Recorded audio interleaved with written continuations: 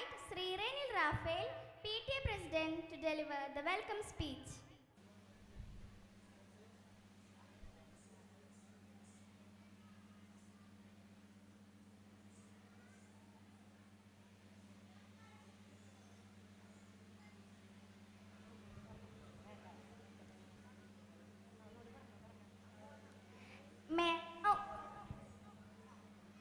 May I now invite Sri Renil Raphael, PTA President, to deliver the welcome speech.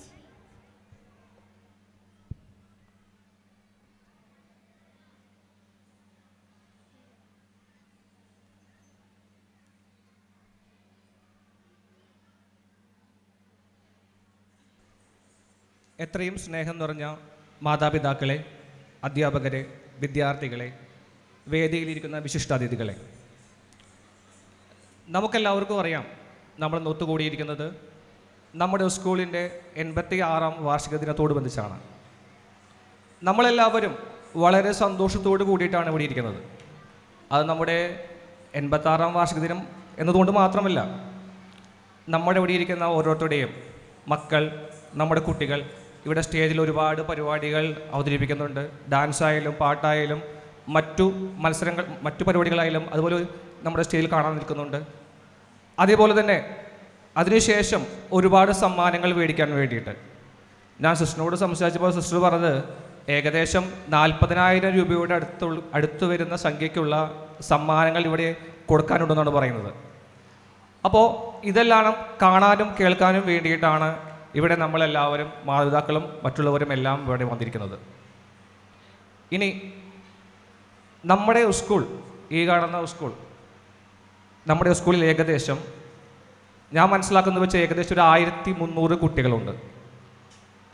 UP class വരെ ഏകദേശം 1000 കുട്ടികളും LKG UKG അടക്കം ഏകദേശം ഒരു 300 കുട്ടികളും അടക്കം ടോട്ടൽ 1300 കുട്ടികളുണ്ട്.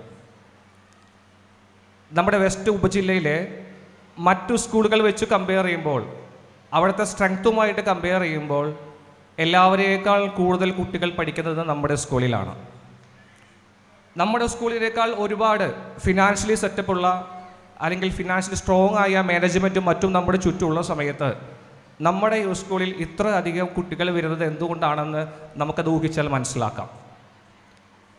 കൂടാതെ തന്നെ നമ്മുടെ മുമ്പിലിരിക്കുന്ന ഒരുപാട് സമ്മാനങ്ങൾ, ഒരു പ്രൈസസ് ഇഷ്ടം പോലെ കാണാം. എണ്ണിയാലും തീരാത്ത ഒരുപാട് സമ്മാനങ്ങൾ.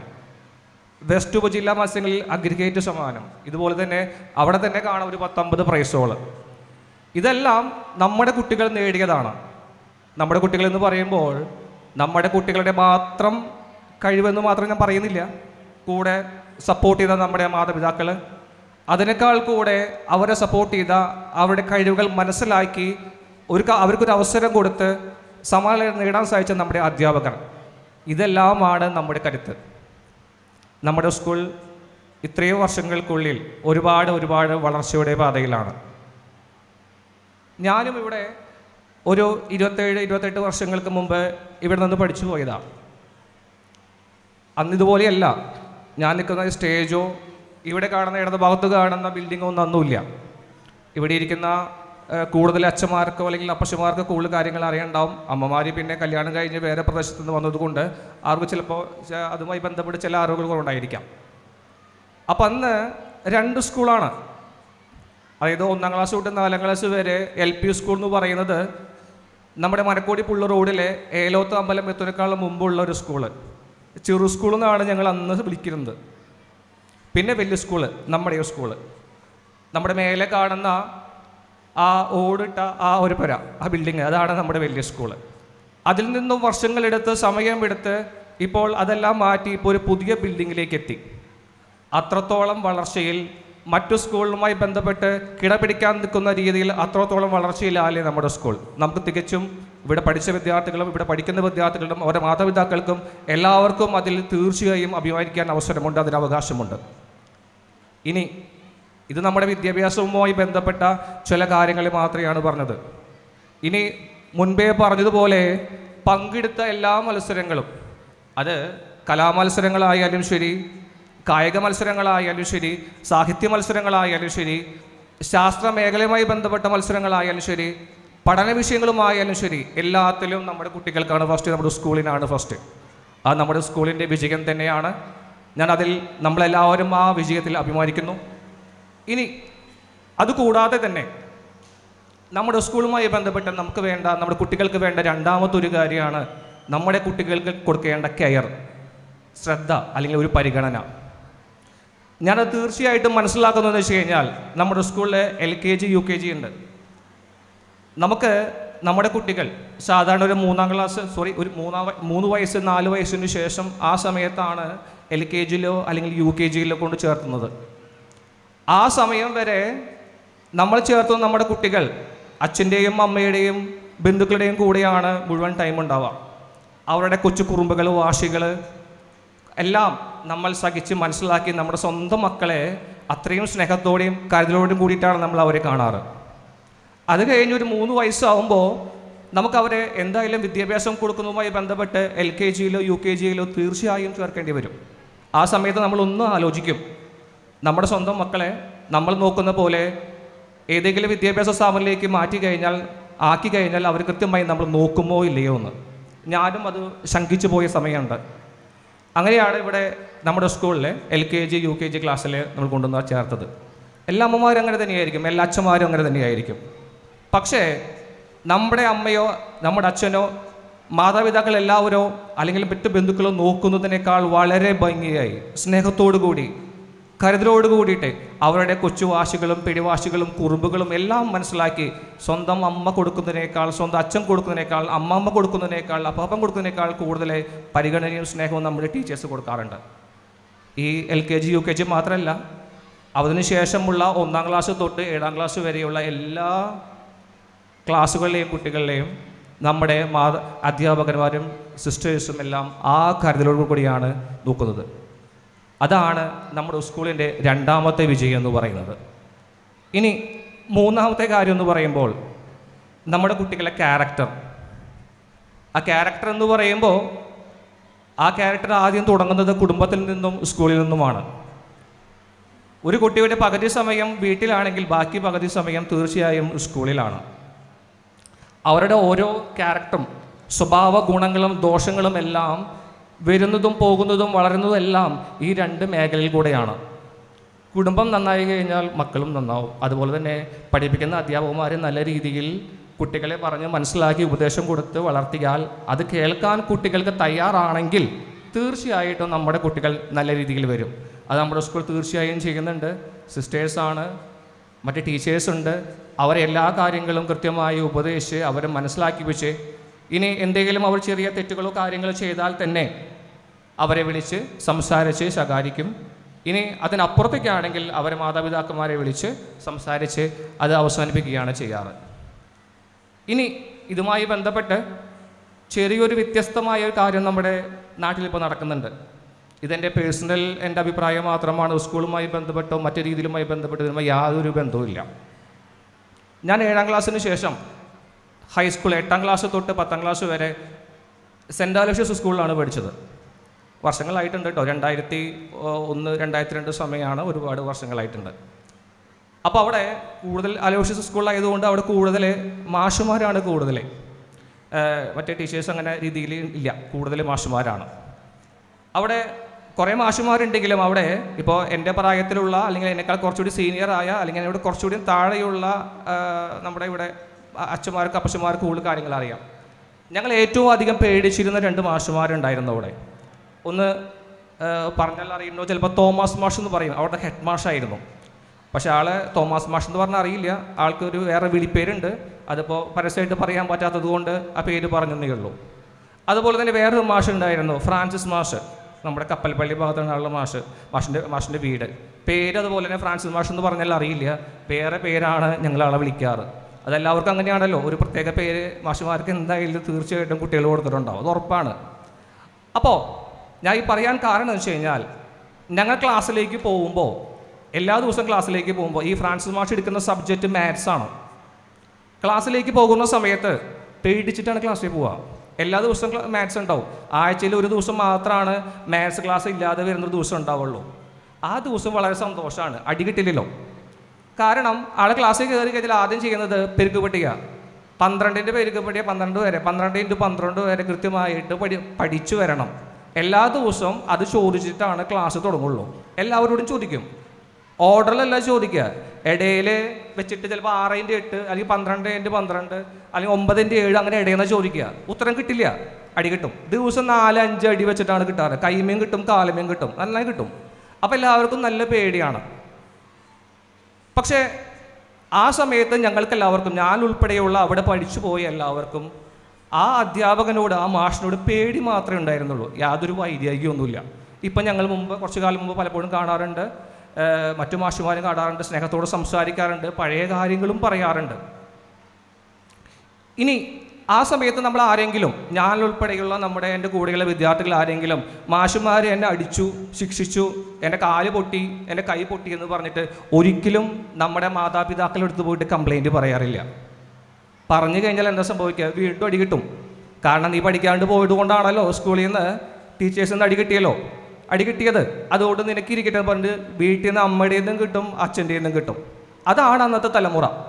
അതിനുശേഷം ഒരുപാട് മാറ്റങ്ങൾ വന്നു. ഞാനും പഠിച്ചു കഴിഞ്ഞു. ഞാനും ഈ പഠിപ്പിക്കുന്ന ജോലിയുമായി ബന്ധപ്പെട്ട് കുറച്ചു കാലം, ഒരു 10-15 വർഷം കൊണ്ടുപോയതാണ്. ഞാനും കുട്ടികളെ പഠിപ്പിച്ചിട്ടുണ്ട്.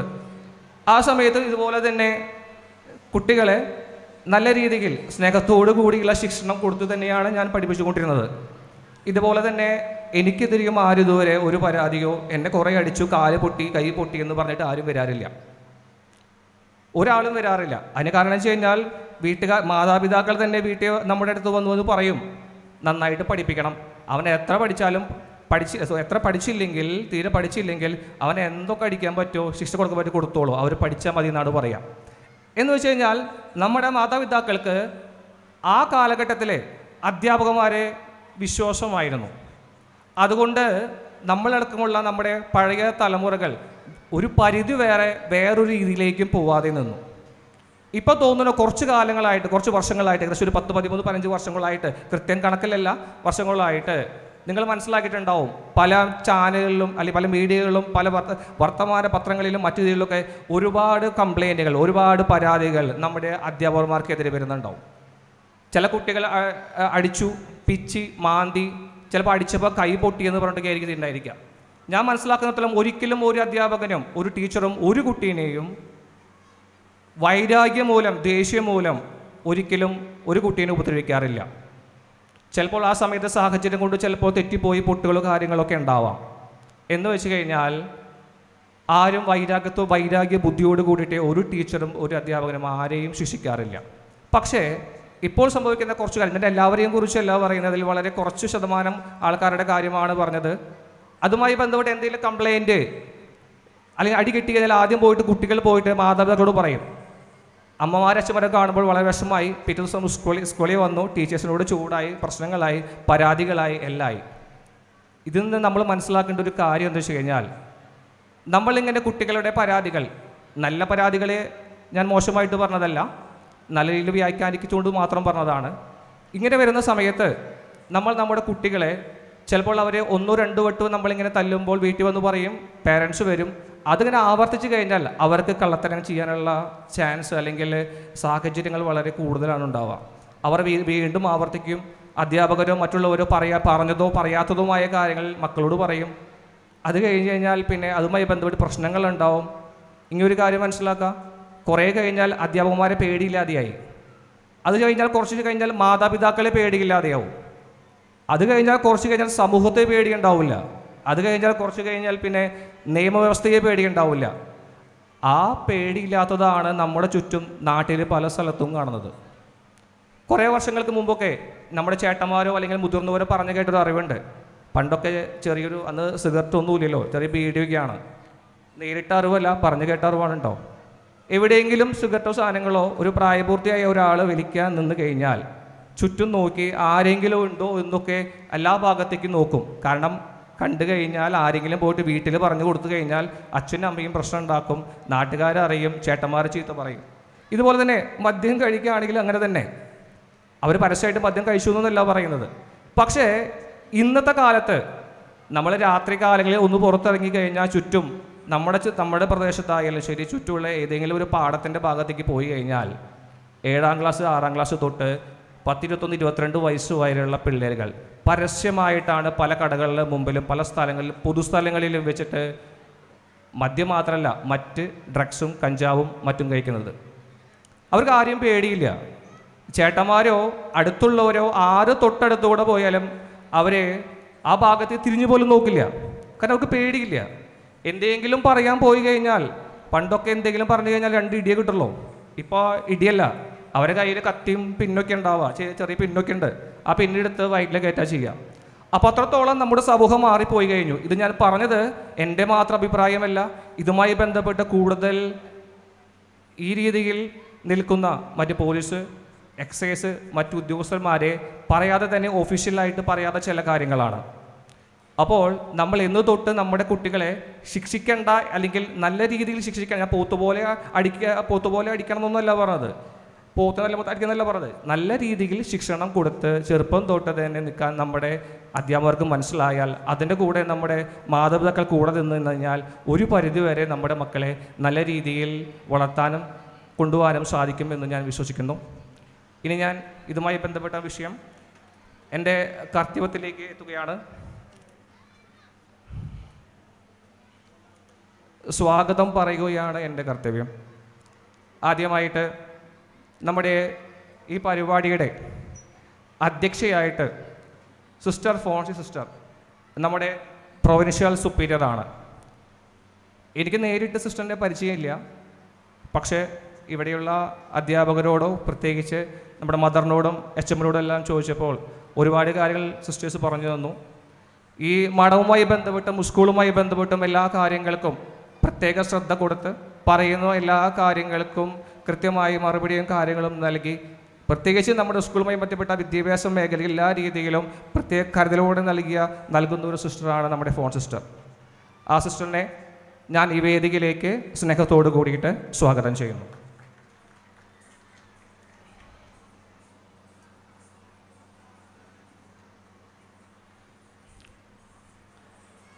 നമ്മുടെ ഈ പരിപാടി ഉദ്ഘാടനം ചെയ്യാൻ ആദ്യം ഏറ്റിരുന്നത് നമ്മുടെ ബഹുമാനപ്പെട്ട MLA മുരളി പെരുന്നെല്ലിയായിരുന്നു. ഒരു 2 മാസങ്ങൾക്ക് മുമ്പ് നമ്മൾ ഈ കാര്യം തീരുമാനിച്ചപ്പോൾ, ഒരു ഇലക്ഷനൊക്കെ തൊട്ട് മുമ്പ് ഒരു റോഡ് ഉദ്ഘാടനത്തിന് വെച്ചിട്ടാണ് മുരളിയേട്ടനെ കാണുന്നതും മുരളിയേട്ടനോട് ഈ കാര്യത്തെക്കുറിച്ച് സംസാരിക്കുന്നതും. അപ്പോൾ ആൾ പറഞ്ഞു, ഞാൻ വരാം, വേറെ പരിപാടികളൊന്നും ഇല്ല എന്നാണ് വിചാരിക്കുന്നു, വീട്ടിൽ പോയിട്ട് അല്ലെങ്കിൽ ഓഫീസിൽ പോയിട്ട് ബുക്ക് നോക്കിയിട്ട് പരിപാടികളൊന്നും ഇല്ലെങ്കിൽ വരാമെന്ന് ആളെ ഏറ്റു. ഞങ്ങൾ 2 ആഴ്ചയ്ക്ക് ശേഷം ഞാനും സിസ്റ്ററും കൂടിയിട്ട് അദ്ദേഹത്തെ മൊബൈലിൽ വിളിച്ചു. അദ്ദേഹം അന്ന് 20-ാം തീയതി വേറെ പരിപാടികളൊന്നുമില്ല, ഞാൻ വരാം എന്ന് ഏറ്റതാണ്. അതിനുശേഷം വീണ്ടും വേറെ സ്ഥലത്ത് വെച്ചിട്ട് അദ്ദേഹത്തെ കണ്ടു. ആളെനിക്ക് ആളുടെ ബുക്കിൽ എഴുതി വെച്ചിട്ടുണ്ടായിരുന്നു, ഇന്ന ദിവസം ഇന്ന പരിപാടി ആളെ ഏറ്റതൊക്കെ ആയിട്ട് എഴുതി വെച്ചിട്ടുണ്ട്. ആൾ കൃത്യമായിട്ട് നോട്ട് ചെയ്ത് വെച്ചിട്ടുണ്ട് 20-ാം തീയതി ഉദ്ഘാടനത്തിന് വേണ്ടിയിട്ട് നമ്മുടെ സ്കൂളിലേക്ക് വരാമെന്ന്. പക്ഷേ പെട്ടെന്ന് നമ്മുടെ നിയമസഭാ സമ്മേളനവുമായി ബന്ധപ്പെട്ട് ഇന്ന് പെട്ടെന്ന് പോവേണ്ടി വന്നു. ഇന്ന് നിയമസഭ നമ്മുടെ കൂടുന്നതുമായി ബന്ധപ്പെട്ട് തിരുവനന്തപുരത്തേക്ക് അദ്ദേഹത്തിന് പെട്ടെന്ന് പോകുന്നതുമായി ബന്ധപ്പെട്ട ആൾക്ക് ഇപ്പോൾ നമ്മുടെ സ്കൂളുമായി ബന്ധപ്പെട്ട ഉദ്ഘാടനത്തിന് വരാൻ സാധിച്ചില്ല. അദ്ദേഹത്തിൻ്റെ അസാന്നിധ്യത്തിലും ഞാൻ അദ്ദേഹത്തെ ഈ പരിപാടിയിലേക്ക് സ്വാഗതം ചെയ്യുകയാണ്.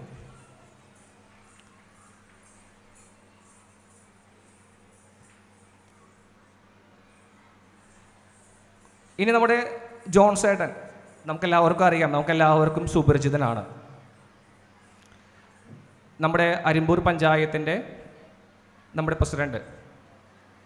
ഞാൻ എൻ്റെ ചെറുപ്പകാലഘട്ടത്തിൽ, വർഷങ്ങൾക്ക് മുമ്പത്തെ കാര്യമാണ്, ആ സമയത്തൊക്കെ മെമ്പറും എന്ന് പറയുന്നത് എൻ്റെ മനസ്സിൽ അല്ലെങ്കിൽ എനിക്കറിയുന്ന 2 പേര്, ഒന്ന് ജോൺസേട്ടനും പിന്നൊന്ന് മരിച്ചുപോയ നമ്മുടെ അന്തോണിയേട്ടനാണ്. ബാക്കിയുള്ളവർ ആരെയും അറിയില്ല. കാരണം എൻ്റെ വീടുമായി ബന്ധപ്പെട്ട് ഏറ്റവും കൂടുതൽ ബന്ധമുള്ള 1-2 പേരിൽ ഒന്ന് അന്തോണിയേട്ടനും ജോൺസേട്ടനാണ്. ഇനി ഒരു പ്രാദേശികമായ ഒരു രാഷ്ട്രീയക്കാരൻ അല്ലെങ്കിൽ നേതാവ് എന്ന് ആരെ ചോദിച്ചു കഴിഞ്ഞാൽ എനിക്ക് അന്നറിയാൻ, ഇന്നത്തെ കാര്യമല്ല, അന്നത്തെ ചെറുപ്പകാലഘട്ടത്തിൽ എനിക്കറിയാവുന്ന 2 പേരിൽ ഒരാളാണ് നമ്മുടെ ജോൺസേട്ടൻ. എന്ന് വെച്ച് കഴിഞ്ഞാൽ വർഷങ്ങളോളമായി പൊതുരംഗത്ത്, രാഷ്ട്രീയ മേഖല പൊതുരംഗത്തെല്ലാം പ്രവർത്തിക്കുന്നു. ഇപ്പോൾ നമ്മുടെ പ്രസിഡൻ്റാണ്. എൻ്റെ ഓർമ്മയിൽ എൻ്റെ അമ്മ പറഞ്ഞു കേട്ടിട്ടുണ്ട്, പല കാര്യങ്ങൾക്കും പല ആവശ്യങ്ങൾക്കും ഏത് കാര്യങ്ങൾക്കും എന്ത് സമയത്തും വിളിച്ചു കഴിഞ്ഞാൽ എല്ലാ കാര്യങ്ങളും ജോൺസേട്ടനായാലും അന്തോണിയേട്ടനായാലും കൃത്യമായിട്ട് നമുക്ക് ചെയ്തു തരാറുണ്ട്. അപ്പോൾ ഇതേപോലെ തന്നെ നമ്മുടെ ഒരു ഭാഗ്യമാണ് നമ്മുടെ സ്കൂളുമായി ബന്ധപ്പെട്ട് ഇനി വരുന്ന ഓരോ കാര്യങ്ങളും, കാരണം ജോൺ ചേട്ടൻ ഇപ്പോൾ പ്രസിഡൻ്റായി വന്നിട്ട് 1 മാസമേ ആയിട്ടുള്ളൂ. ഇനി നമ്മുടെ സ്കൂളുമായി ബന്ധപ്പെട്ട് ഒരുപാട് കാര്യങ്ങൾ പഞ്ചായത്തുമായി ബന്ധപ്പെട്ട് മറ്റു രീതിയിലും നമുക്ക് ലഭിക്കാനും ഒക്കെ ഉണ്ടാവും. അപ്പോൾ അതെല്ലാം ലഭിക്കുന്നതിനും മറ്റു കാര്യങ്ങൾക്ക് വേണ്ടി ഒരു പ്രത്യേക ശ്രദ്ധ ജോൺ ചേട്ടൻ കാണിക്കുമെന്ന് വിശ്വസിക്കുന്നു. ജോൺ ചേട്ടനെ വളരെ സ്നേഹപൂർവ്വം ഉദ്ഘാടനം, നമ്മുടെ ജോൺ ചേട്ടനാണ് നമ്മുടെ ഈ പരിപാടി ഉദ്ഘാടനം ചെയ്യുന്നത്. ജോൺ ചേട്ടനെ ഈ വേദിയിലേക്ക് പ്രത്യേകമായ സ്നേഹത്തോടു കൂടി സ്വാഗതം ചെയ്യുന്നു.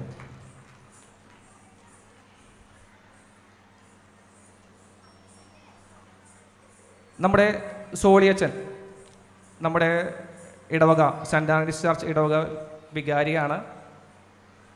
അച്ഛൻ ഇവിടെ വന്നിട്ട് ഏകദേശം ഒരു വർഷത്തോളമായിട്ടുണ്ട്. പേഴ്സണലി എനിക്ക് അച്ഛനെ വലിയ പരിചയമൊന്നും ഉണ്ടായിട്ടുണ്ടായിരുന്നില്ല. ഒരു 2 മാസം മുമ്പ് എനിക്ക് ഇലക്ഷനിൽ മത്സരിക്കേണ്ട ഒരു അവസരം കിട്ടി. ആ സമയത്താണ് ഞാൻ നമ്മുടെ സോളി അച്ഛനെ ആദ്യമായിട്ട് സംസാരിക്കുന്നതും പരിചയപ്പെടുന്നതും. അച്ഛന് മുന്നേ അറിയാം, പലരും പറഞ്ഞു കേട്ട അറിവുകളുണ്ട്. മറ്റേ ഇടവകളിൽ നിന്ന് വന്ന് ഇവിടെ വരുമ്പോൾ പറയുന്ന ഒരുപാട് കാര്യങ്ങൾ അച്ഛനെക്കുറിച്ച് വളരെ നല്ല പോസിറ്റീവായ അഭിപ്രായങ്ങളാണ് എല്ലാവരും പറഞ്ഞിരുന്നത്. വളരെ നല്ല നേതൃത്വ പാഠവുമാണ്. എല്ലാവരോടും മുഖം നോക്കാതെ എന്ത് കാര്യവും ചെയ്തു കൊടുക്കുന്ന ഒരു അച്ഛൻ. അപ്പോൾ അതെല്ലാം കേൾവി മാത്രമേ എനിക്കുണ്ടായിരുന്നുള്ളൂ. പക്ഷേ എൻ്റെ അനുഭവത്തിൽ അതുണ്ടായിരുന്നില്ല. ഞാൻ പിന്നെ അച്ഛനോട് സംസാരിച്ചത് 2 മാസം മുമ്പാണ്. അപ്പോൾ ഇലക്ഷനുമായി ബന്ധപ്പെട്ട ആ സമയത്ത് അച്ഛനോട് സംസാരിച്ചു. അച്ഛൻ കുറച്ച് കാര്യങ്ങൾ പറഞ്ഞു തന്നു. അച്ഛൻ അന്ന് പറഞ്ഞ ഒരു കാര്യങ്ങളിൽ എനിക്ക് സ്ട്രൈക്ക് ചെയ്തൊരു പോയിന്റ് ഇപ്പോഴും ഞാൻ ഓർക്കുകയാണ്. ആര് ജയിച്ചാലും, മത്സരമാണ്, ഇലക്ഷനാണ്, ആര് ജയിച്ചാലും ഒരു കുഴപ്പമില്ല. പക്ഷെ ആര് ജയിച്ചാലും ഇടവക അതായത് പള്ളിക്കല്ല, പക്ഷെ പള്ളിയിലെ ഇടവകയിലെ അംഗങ്ങൾക്ക് എന്തെങ്കിലും ഗുണം ഉണ്ടാവണം, അവരെ ശ്രദ്ധിക്കണം, അവരെ കൂടെ ഉണ്ടാവണം. ആ വാക്ക് ഞാൻ ഇപ്പോഴും ഓർക്കുകയാണ്. അതിൽ നിന്ന് അച്ഛൻ്റെ മൈൻഡ് നമുക്ക് മനസ്സിലാക്കാം. പേഴ്സണലി ഒരു സ്വന്തം സ്വാർത്ഥതയ്ക്ക് വേണ്ടി ഒരു കാര്യം പറയാതെ ഈ ഇടവകയ്ക്കോ ഇടവകയിലെ അംഗങ്ങൾക്കോ വേണ്ടി നിലകൊള്ളണം എന്ന് പറഞ്ഞ ഒരു അച്ഛനാണ്.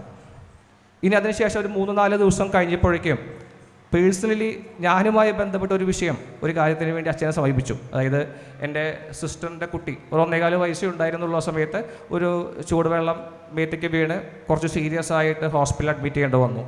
ഒരു 2 ആഴ്ചത്തോളം മേലെ ഐസിയുലായിരുന്നു. അപ്പോൾ ആ കാര്യം പുറത്ത് ഇലക്ഷൻ നടക്കുന്ന സമയത്താണ്. ആ സമയത്ത് ആരോടും എക്സ്പോസ് ചെയ്യാൻ പറ്റാത്ത സമയത്ത് ഞാൻ ആദ്യമായിട്ട് ഓർമ്മ വന്നത് അച്ഛനെയാണ്. ഞാൻ ആദ്യം പോയിട്ട് കാണുന്നതും ഈ കാര്യം ഷെയർ ചെയ്യുന്നതും നമ്മുടെ സോളി അച്ഛനോടാണ്. അച്ഛൻ ഒരുപാട് നമ്മൾ ആശ്വസിപ്പിച്ചു. അച്ഛൻ ചോദിച്ചു, പള്ളിയിൽ പ്രാർത്ഥന സഹായത്തിന് വേണ്ടി വിളിച്ചു പറയണോ എന്ന് അച്ഛൻ ചോദിച്ചു. ഞാനപ്പോൾ തീരുമാനമൊന്നും പറഞ്ഞില്ല. കാരണം വെച്ചാൽ ഞാൻ വീട്ടിൽ ചോദിച്ചിട്ടില്ല.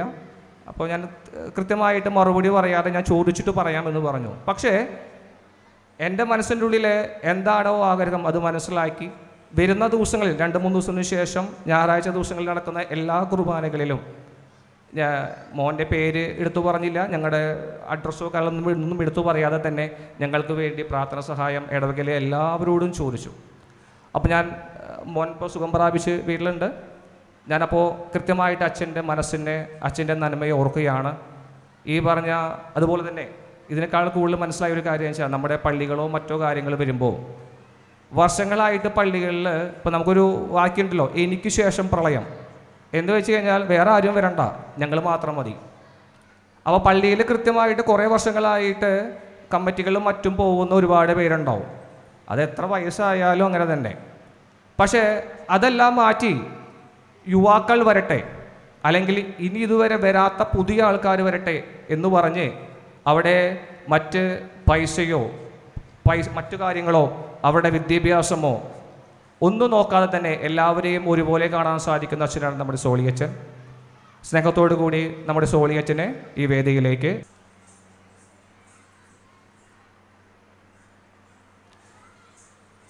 ഇനി നമ്മുടെ വെസ്റ്റ് ഉപ ജില്ലാ ഓഫീസർ ബിജു സാർ ഇവിടെ എത്തിയിട്ടില്ല. നമ്മുടെ സ്കൂളുമായി ബന്ധപ്പെട്ട പല കാര്യങ്ങൾക്കും എന്ത് കാര്യങ്ങൾക്കും വിളിക്കുമ്പോൾ എല്ലാ കാര്യങ്ങളും നമ്മൾ സഹായിക്കുന്ന ഒരു സാറാണ് ബിജു സാർ. സാറിൻ്റെ അസാന്നിധ്യത്തിൽ ഞാൻ ഈ വേദിയിലേക്ക് ബിജു സാറിനെ സ്വാഗതം ചെയ്യുന്നു. നമ്മുടെ ഗീത മാം നമ്മുടെ BRCയുടെ BPC ആണ്. ഇതുപോലെ തന്നെ സ്കൂളുമായി ബന്ധപ്പെട്ട പല കാര്യങ്ങൾക്കും നമ്മൾ ഹെൽപ്പ് ചെയ്യുന്ന പല ഉപദേശങ്ങളും നൽകുന്ന മേഡാണ്. മേഡത്തിനെയും ഈ വേദിയിലേക്ക് മേഡത്തിൻ്റെ അസാന്നിധ്യത്തിൽ സ്വാഗതം ചെയ്യുന്നു. ഇനി നമ്മുടെ ഷെൽമ സിസ്റ്ററിനെ കുറിച്ച് ആദ്യത്തെ വരികളിൽ ആദ്യം ആമുഖമായിട്ട് പറയേണ്ടതായിരുന്നു. സിസ്റ്റർ ഇപ്പോൾ നമുക്കറിയാം, ഏകദേശം ഒരു സിസ്റ്ററിൻ്റെ 30ാമത്തെ വർഷമാണ് ഈ ജോലിയിൽ, അധ്യാപക ജോലിയിൽ. ഏറ്റവും പ്രിയപ്പെട്ട സ്ഥലം എന്ന് പറയുന്നത് ആ സമയത്ത് എൻ്റെ ഈ സ്കൂളായിരുന്നു. കാരണം ആ ഒരു സമയത്ത് നിങ്ങളുടെ മുന്നേ പറഞ്ഞതാണ്, എൻ്റെ അപ്പച്ചൻ ആ സമയത്ത് 6ാം ക്ലാസ്സിൽ എന്നെ വെക്കേഷൻ ടൈമിൽ അപ്പം മരിച്ച സമയമാണ്. അമ്മയും പെങ്ങളും മാത്രമേ ഉള്ളൂ. സാമ്പത്തികമായിട്ടും മറ്റു ഇതിലൊക്കെ ഒരുപാട് ബുദ്ധിമുട്ടുള്ള സമയം, മാനസികമായിട്ടും ഒരുപാട് പ്രശ്നങ്ങളുള്ള സമയം. ആ സമയത്താണ് ഞാൻ നമ്മുടെ സിസ്റ്റർ ഇങ്ങോട്ട് വരുന്നത്. അപ്പോൾ ആ സമയത്ത് ഒരു അമ്മയെ പോലെ അല്ലെങ്കിൽ ഒരു കൂട്ടുകാരിയെ പോലെ എപ്പോഴും സിസ്റ്റർ കൂടെ ഉണ്ടാവും. ഇത് ഇടയ്ക്കിടയ്ക്ക് പിണങ്ങും, 2 ദിവസം 3 ദിവസം കൂടുമ്പോൾ തല്ലുകൂടും. ചെറിയ ചെറിയ കാര്യത്തിലാണ് അത്. ഇപ്പോൾ കാണുമ്പോൾ ഇത്തിരി ഗാംഭീര്യമൊക്കെ കാണുന്ന മുഖത്ത് അങ്ങനെയൊന്നുമില്ല. ചെറിയ കുട്ടികളെ പോലെ ചെറിയ കാര്യങ്ങൾക്ക് വേണ്ടി ഞാനും സിസ്റ്ററും അങ്ങനെ സിസ്റ്ററിന് ഇപ്പോൾ ഓർമ്മയുണ്ടോ എന്ന് അറിയില്ല, തല്ലുകൂടും, പിണങ്ങും. 2 ദിവസം 3 ദിവസം കഴിയുമ്പോൾ ഞാൻ പോവില്ല, സിസ്റ്റർ ഇങ്ങോട്ട് വരും, വീണ്ടും വർത്താനം പറയും, വീണ്ടും തല്ലുകൂടും. ഇതേപോലെ ഒരു അമ്മയെ പോലെ അല്ലെങ്കിൽ ഒരു കൂട്ടുകാരൻ്റെ പോലെ നമ്മളെ നോക്കിയൊരു സിസ്റ്ററാണ് നമ്മുടെ ഷെൽമ സിസ്റ്റർ. ഇപ്പം മാത്രമല്ല, ആൾ തിരിച്ച് വീണ്ടും ഇങ്ങോട്ട് വന്നു. 2 വർഷത്തോളമായിട്ട് കഴിഞ്ഞ കൊല്ലം എൻ്റെ ഭാഗ്യമാണ്, എൻ്റെ മകൻ്റെ ക്ലാസ് ടീച്ചറായിരുന്നു സിസ്റ്റർ. ഒരു സന്തോഷം. കാരണം ഞാൻ ഏറ്റവും കൂടുതൽ എൻ്റെ ഏറ്റവും വിഷമഘട്ടത്തിൽ എൻ്റെ കൂടെ നിന്ന, ഞാൻ മറക്കാത്ത കുറച്ച് സിസ്റ്റർമാരിൽ ഒരാളാണ് നമ്മുടെ ഷെൽമ സിസ്റ്റർ. ഇത് എൻ്റെ കാര്യം മാത്രമല്ല, ഇപ്പോൾ നിങ്ങൾക്ക് വന്നാൽ ഒരു 2-3 വർഷമായിട്ട് സിസ്റ്റർ വന്നതിന് ശേഷം ഇവിടെയുള്ള ഒരുപാട് പാവപ്പെട്ടവർ, അതായത് അത് ജാതിയോ മതമോ ഒന്നും നോക്കാതെ തന്നെ എന്തൊക്കെ ബുദ്ധിമുട്ടുകൾ ഏതൊക്കെ വീടുകളിലുണ്ടോ അതൊക്കെ മനസ്സിലാക്കി അതെല്ലാം അറിഞ്ഞ് സിസ്റ്ററിന് പറ്റാവുന്ന രീതിയിൽ, അത് സിസ്റ്ററിൻ്റെ കയ്യിൽ പൈസ ഇല്ല, കാരണം സിസ്റ്ററിന് വേറെ വരുമാനമൊന്നുമില്ല, മറ്റുള്ളവരിൽ നിന്ന് വിളിച്ച് അവരിൽ നിന്ന് അതെല്ലാം കളക്ട് ചെയ്ത് സിസ്റ്റർ ഓരോ വീടുകളിലേക്കും അത് അവർക്ക് എന്തൊക്കെയാണ് ആവശ്യം. ഇനി ഏതെങ്കിലും കുട്ടികളെ പഠിപ്പിക്കാൻ പൈസ ഇല്ലെങ്കിൽ സിസ്റ്റർ അതുമായി ബന്ധപ്പെട്ട കാര്യങ്ങൾ അന്വേഷിച്ച് കണ്ടെത്തി ആ കുട്ടികളെ പഠിപ്പിക്കും. നിങ്ങൾക്കെല്ലാവർക്കും ഇത് അറിയുമെന്ന് അറിയില്ല. അങ്ങനെ നല്ലൊരു മനസ്സിൻ്റെ ഉടമയാണ് നമ്മുടെ ഷെൽമ സിസ്റ്റർ. അപ്പോൾ സിസ്റ്റർ റിട്ടയർമെൻറ്റാന്ന് പറഞ്ഞപ്പോൾ ഒരു സംശയം, സിസ്റ്ററിനെ കണ്ടു കഴിഞ്ഞാൽ പ്രായം തോന്നില്ല. നമ്മുടെ പണ്ട് പരസ്യത്തിൽ പറയാറുണ്ടല്ലോ, ചർമ്മം കണ്ടാൽ പ്രായം തോന്നില്ല എന്ന്. ഞാൻ സിസ്റ്റർ 2 വട്ടം ചോദിച്ചു. ഞാൻ ഇന്നലെ വീണ്ടും ഫോൺ വിളിച്ച് ചോദിച്ചു, സിസ്റ്റർ 56 വയസ്സായോ എന്നല്ല. അപ്പോൾ സിസ്റ്റർ പറഞ്ഞു, നിനക്കെന്താ തോന്നുന്നില്ലേ? അപ്പോൾ ആ സിസ്റ്ററിൻ്റെ ആ നല്ല മുഖത്തിൻ്റെ, ആ നിഷ്കളങ്ക മുഖത്തിൻ്റെ കാരണം സിസ്റ്ററിൻ്റെ പ്രവൃത്തിയാണ്. എല്ലാവരോടും, കുട്ടികളോടായാലും ശരി, എല്ലാ പാവങ്ങളോടായാലും ശരി, ആ കാര്യത്തിലും സ്നേഹവും കാണിക്കുന്നത് കൊണ്ടാണ് സിസ്റ്റർ ഇപ്പോഴും ഇതുപോലെ ഇരിക്കുന്നത്. അപ്പോൾ സ്നേഹപൂർവ്വം സിസ്റ്ററിനെയും സിസ്റ്ററിൻ്റെ കുടുംബാംഗത്തെയും ഈ പരിപാടിയിലേക്ക് ഞാൻ വളരെ വളരെ സ്നേഹത്തോടു കൂടി സ്വാഗതം ചെയ്യുകയാണ്.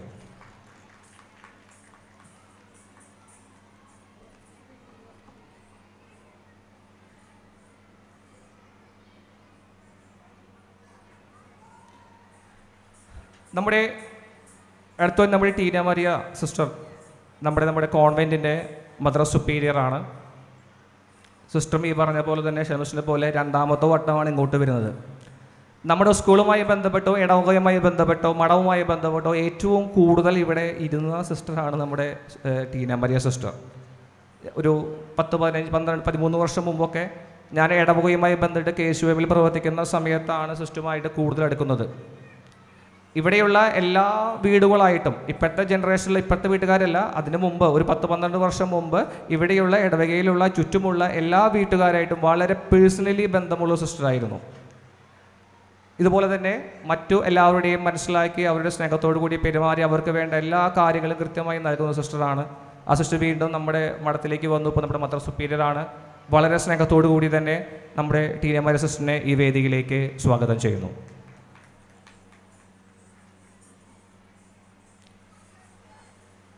അടുത്തായി നമ്മുടെ HM ജിൻസി സിസ്റ്റർ. സാധാരണ സ്കൂളിലത്തെയോ അല്ലെങ്കിൽ കോളേജത്തെയോ പ്രിൻസിപ്പാളോ HM ഒക്കെ ആയാൽ ഹെഡ് മാസ്റ്ററൊക്കെ ആയാൽ കുറച്ച് എന്താ പറയുക, കാണുമ്പോൾ ഒരു പേടിക്കുണ്ടാവും. ക്രൂരതയുള്ള ആൾക്കാർ നമുക്ക് ഫീൽ ചെയ്യാം ഓരോരുത്തർ കാണുമ്പോൾ.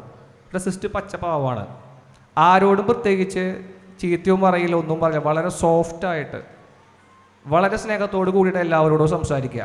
കുട്ടികളെ ചീത്ത പറയുമ്പോൾ പോലും നമുക്ക് വിഷമമാവും. അത്രയും പാവമായിട്ടാണ് സിസ്റ്റർ എല്ലാവരോടും സംസാരിക്കുക. അപ്പോൾ അതുപോലെ തന്നെ നമ്മുടെ സ്കൂളുമായി ബന്ധപ്പെട്ട ഈ ഒരുപാട് കാര്യം സിസ്റ്റർ ചെയ്തിട്ടുണ്ട്. ഈ ബിൽഡിങ്ങുമായി ബന്ധപ്പെട്ടും ഇനി വരാൻ പോകുന്ന ബിൽഡിങ്ങുമായി ബന്ധപ്പെട്ട എല്ലാ കാര്യങ്ങളും സിസ്റ്റർ ഒരുപാട് കാര്യങ്ങൾ നമ്മൾ ചെയ്തിട്ടുണ്ട്. സിസ്റ്ററിനെയും നമ്മുടെ HMനെയും ഈ വേദിയിലേക്ക് സ്വാഗതം ചെയ്യുന്നു. ഇനി നമ്മുടെ ഈ സ്കൂൾ നിൽക്കുന്ന പ്രദേശത്തെ നമ്മുടെ വാർഡിലെ മെമ്പറായ ഡോളേച്ചി ഇപ്പോൾ 1 മാസത്തോളം 1.5 മാസത്തോളമായിട്ടേ ഉള്ളൂ മെമ്പറായിട്ട്. സ്കൂളുമായി ബന്ധപ്പെട്ട പല കാര്യങ്ങൾക്കും ഇനിയും വാർഡ് മെമ്പർ എന്ന നിലയിൽ ഡോളിയേച്ചിയുടെ എല്ലാ സഹായവും നൽകണമെന്ന് പ്രത്യേകമായി അഭ്യർത്ഥിച്ചുകൊണ്ട് ചേച്ചിയെ ഞാൻ ഈ വേദിയിലേക്ക് സ്വാഗതം ചെയ്യുന്നു.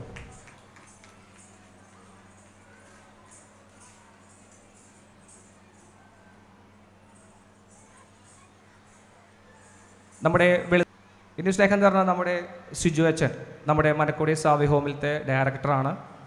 അച്ഛനെ നേരിട്ട് പരിചയമില്ലെങ്കിലും വളരെ നല്ല ചൂർച്ചുറുക്കുള്ള ചെറുപ്പക്കാരനായിട്ടാണ് മനസ്സിലാക്കാൻ സാധിക്കുന്നത്. അച്ഛൻ സിസ്റ്റർമാർ പറഞ്ഞപ്പോൾ നല്ല രീതിയിൽ സ്കൂളുമായി ബന്ധപ്പെട്ട എല്ലാ കാര്യങ്ങൾക്കും എല്ലാ കാര്യങ്ങളും നൽകുന്ന അച്ഛനാണ്. ബഹുമാനപ്പെട്ട സിജോ മുരിങ്ങത്തേരി അച്ഛനെ സ്നേഹപൂർവ്വം ഈ വേദിയിലേക്ക് സ്വാഗതം ചെയ്യുന്നു. കൂടാതെ നമ്മുടെ പോൾസൺ അച്ഛൻ നമ്മുടെ ഇവിടുത്തെ ഇടവാംഗമാണ്. എല്ലാ കാലവും നമ്മുടെ കൂടെ നിൽക്കുന്ന അച്ഛനാണ്. അച്ഛനെയും പോൾസ് അച്ഛനെയും ഈ വേദിയിലേക്ക് സ്നേഹപൂർവ്വം സ്വാഗതം ചെയ്യുന്നു. ഇനി നമ്മുടെ PTA വൈസ് പ്രസിഡന്റ് അലക്സേട്ടൻ്റെ വീട് കൈപ്പള്ളി പ്രദേശത്താണ്. ആ ചേട്ടൻ്റെ മക്കളൊക്കെ ഇവിടെയാണ് പഠിക്കുന്നത്. ചേട്ടന് വേണമെങ്കിൽ ആ പ്രദേശത്തെ എവിടെയെങ്കിലും പോയിട്ട് മക്കളെ ചേർത്താമായിരുന്നു. പക്ഷേ അതൊന്ന് വ്യത്യസ്തമായിട്ട് ഇവിടെ തന്നെ മക്കളെ പഠിപ്പിച്ചു. അത് തന്നെ വളരെ അഭിമാനിക്കാവുന്ന ഒരു കാര്യമാണ്. ഈ PTA ബന്ധപ്പെട്ട് നിൽക്കുന്ന എല്ലാ കാര്യങ്ങൾക്കും നമ്മൾ സഹായിക്കാൻ നമ്മുടെ വൈസ് പ്രസിഡൻ്റായ അലക്സേട്ടൻ എപ്പോഴും കൂടെ ഉണ്ടാവാറുണ്ട്. നമ്മുടെ അലക്സേട്ടനെ ഈ വേദിയിലേക്ക് സ്വാഗതം ചെയ്യുന്നു. കൂടാതെ നമ്മുടെ MPTയുടെ നമ്മുടെ മതേസ് PTA പ്രസിഡൻ്റായ പ്രിയ. ഞാൻ പ്രസിഡൻ്റാണെങ്കിലും മറ്റ് അച്ഛന്മാരപ്പന്മാർ കമ്മിറ്റിയിലുണ്ടെങ്കിൽ പോലും ഏറ്റവും കൂടുതൽ കാര്യങ്ങൾ സ്കൂളുമായി ബന്ധപ്പെട്ട് ചെയ്യുന്നത് അമ്മമാരാണ്. പ്രിയ അടക്കമുള്ള ഒരുപാട് എക്സിക്യൂട്ടീവ് അമ്മമാരുണ്ട്. എക്സിക്യൂട്ടീവുള്ളതും അല്ലാത്തതുമായ അമ്മമാരുണ്ട്. എന്ത് കാര്യം വിളിച്ചാലും ഡാൻസ് ആയാലും എന്ത് പരിപാടികളും എല്ലാത്തിനും ഉണ്ടാവും. അപ്പോൾ അതുപോലെ തന്നെ നമ്മുടെ ഈ അമ്മമാർ കൂടാതെ തന്നെ ഇതുമായി ബന്ധപ്പെട്ട് നിൽക്കുന്ന എക്സിക്യൂട്ടീവിലെ അച്ഛന്മാരുണ്ട്. അവരെല്ലാവരും സ്റ്റേജിലെ പുറമെയാണ്. അവരോട് കൂടി നമ്മുടെ MPT പ്രസിഡൻ്റായ നമ്മുടെ പ്രിയയെ ഈ വേദിയിലേക്ക് സ്വാഗതം ചെയ്യുന്നു.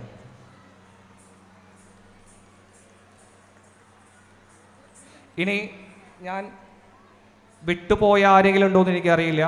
ഇവിടെയുള്ള നമ്മുടെ അധ്യാപകർ, മുന്നിവിടെ പഠിപ്പിച്ച അധ്യാപകർ, PTA എക്സിക്യൂട്ടീവ്സ്, പുറമെ നിന്ന് വന്നവർ, അതുപോലെ തന്നെ ഈ സ്റ്റേജ് മറ്റു കാര്യങ്ങളുമായി ബന്ധപ്പെട്ട് എല്ലാ കാര്യങ്ങളും അണിയിച്ചൊരുക്കിയവർ, നമ്മുടെ സ്കൂൾ UP സെക്ഷനിൽ LKG UKG സെക്ഷനിലെ സ്കൂൾ ലീഡർമാർ, അങ്ങനെ വിട്ടുപോയ ആരൊക്കെയുണ്ടോ അവരെല്ലാവരെയും സ്നേഹപൂർവ്വം സ്വാഗതം ചെയ്തുകൊണ്ട് നിർത്തുന്നു. നന്ദി, നമസ്കാരം.